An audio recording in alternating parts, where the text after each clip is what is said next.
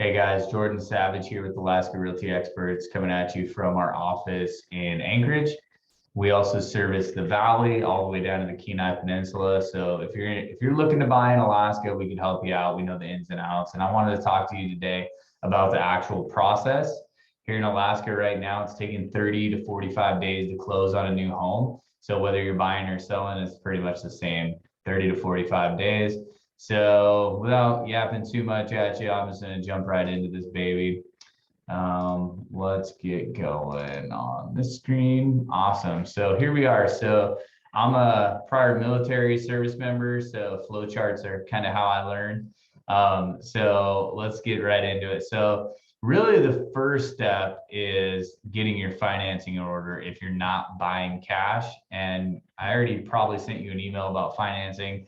Or a text message. So refer to that or text me if you want more info on financing. But once we have our financing or we determine if we're going to buy with cash, we're going to set out to find that house, right? So whether you want to ride with me or you want to follow me around, we'll go check out houses. I like to check out 3 to 5 at a time. I feel like at that point, you kind of get the best idea of the market, what's out there on the market currently, and it kind of helps us get on the same page. And we can touch back on this once we do head out and start looking at properties as well, just to be a little refresher to you. So once we find the house and you're super stoked on the house, we're going to put together an offer. So the offer consists of 3 things. It's going to be the purchase and sale agreement, which is everything from the price we want to offer to if we want to ask for closing costs, who pays for the appraisal, all the way down to all the little fees, and also our timelines. And we're going to talk more about the timelines of how this goes as we go along. We're going to combine that with the earnest money check. Typically in Alaska, if it's existing construction, so it's a house that's already built, it's going to be 1%. And it can be a check. It could be wire transfer. We can accept that earnest money in several different ways, but the state does require that. It's kind of the handshake of the deal, if you will. And the third part is going to be your lender pre-approval letter, which is why it's important to have your financing in place up front. From there, did we get the offer accepted? Yes, no, or counter. So if the offer is no, typically we'll counter or they'll counter, and we'll either come to an agreement or we won't. If we don't come to an agreement, we go back to the finding the house stage. And if we do get an accepted offer, we're going to enter into the due diligence period. So I love the due diligence period because it's our opportunity to get familiar with the home. I show up to every home inspection personally because I want to be able to speak to the items that are being found by the home inspector. You don't have to go out and find your own home inspector unless you want to. I have 2 home inspectors that each have over 20 years experience inspecting homes, and each of them have been doing contracting for at least 30 or 40 years. It's been a long time. So super knowledgeable in their field. They're going to put together a report that we're going to work off of. The report is going to be broken into 3 categories: health and safety, recommended repairs, and maintenance item. Health and safety is really where we want to get our bread and butter going, because that's going to be the major issues, the things that can hurt you, maim you, shock you. Those are the big things. Recommended repairs are kind of smaller items, and then maintenance items are like even smaller than that, like doorknobs, nicks in walls, and they're going to document all that kind of stuff. This is a buyer expense.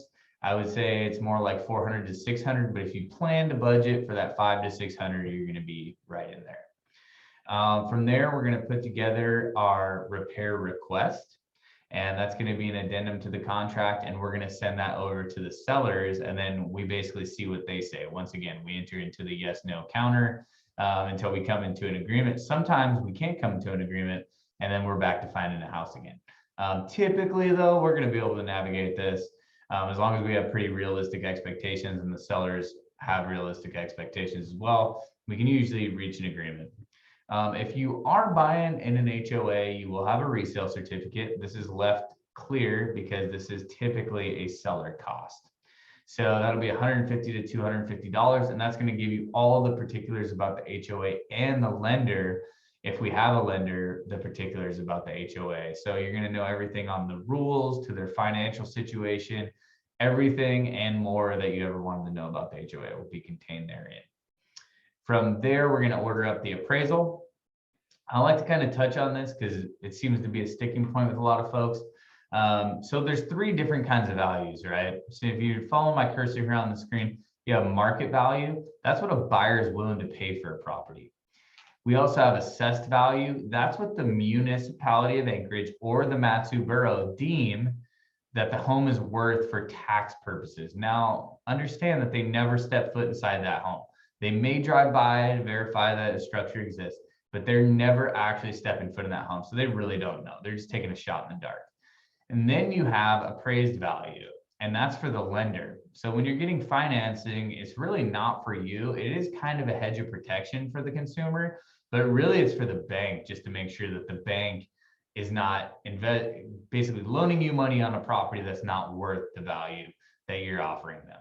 So the appraisal, it could be, I would say right now with the way the market's going in 2022, it is more of a buyer cost right now. It is negotiable. All these items are negotiable, but I would say right now more and more the buyer is paying the appraisal.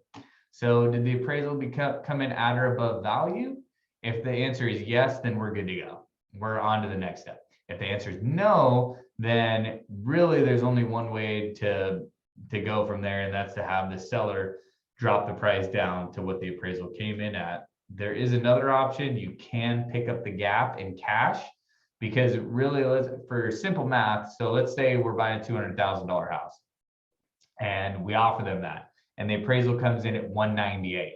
You could pick up the extra 2,000 in cash, but the bank's only going to loan you 198. Well, most people aren't going to do that. So really, the only play that makes a lot of sense is to have the seller drop the price. So that's typically what will happen in the case of a low appraisal. From there, I mean, we're really cruising. This is kind of the end of the process. You're going to start getting your homeowner's insurance. I would always say, and we'll talk more about it when we get there, but I would say if you have auto insurance with a company, I would quote them for sure. And I would get a couple other quotes from other places. So I could give you some recommendations on that front of companies I've heard that have good standing locally, and, ask your friends and family and see who they're using. It's kind of a fun time because you can kind of see what you can get for your money. And and then as well, we'll be finishing up the title insurance. And title insurance is just making sure there's no encumbrances on the home. Nobody else has an interest in the home. Everybody's being taken care of. And so that at this point in time, we're kind of just waiting on title typically. If you are buying in the Matsu Valley or on the hillside here in Anchorage, well and septic will be a fact of life. And so we're going to do a well and septic test, make sure that we're testing for the water so that you're getting good, clean drinking water. And then we also want to get that septic tested as well and make sure that it's leaching properly and that there's no issues, no holes in the tanks and things like that. And that is also clear because very often we didn't use the well, we didn't use the septic, therefore it's very typically a seller's cost. And so yes, while it can kind of be a negotiation, that's more if you wanted to upgrade one of those systems. It's very rarely an actual negotiation though. And then from there, we're going to issue the closing disclosures. Yay, we know we're getting close. You're about to get the keys to your house. You get these 3 days prior to signing. And those are going to be all of your final numbers. And I use air quotes because I haven't looked at it yet. That's just the bank sending it to you. I want to look at it as well before you actually close, just to make sure that all the fees are distributed properly and you're paying the right amount. So it's kind of a soft numbers, I would say. And from there, we're going to get either a final inspection or a final walkthrough or both. So typically, depending on what we find on the home inspection, we may not need a final inspection. If there's some big items like we got a roof replaced or we swapped out a furnace or something like that, probably worthwhile to spend the extra coin on the final inspection. If it's pretty minor items though, that like you and I can eyeball, we're just going to do a final walkthrough, save your money, and go walk through the house and just verify that those items are taken care of. From there, we're going to get a certified check, also known as a cashier check, or you can do a wire transfer for the down payment. And we're going to go and sign. In Alaska, everything takes a little bit longer. If you haven't picked that up yet, you will. And so we're going to record the next business day. If I did a good job for you, which I really hope I do, I'd love an online review or testimonial. And if you have any friends or family, I'd love to hook them up, because what a great time to be a homeowner. And so that is the whole thing. And I will give you a copy of this when we get together and meet. And I hope this has been really helpful for you. I love educating. I really want to make sure that we're on the same page when we go out house shopping. And so for me, in my mind, this cleared it up drastically for me. And so I'd like to provide this to you as well. I hope you're having a great day, and I hope this was helpful for you. If you have any questions, give me a holler, 907-230-8537. Talk to you soon. Bye-bye.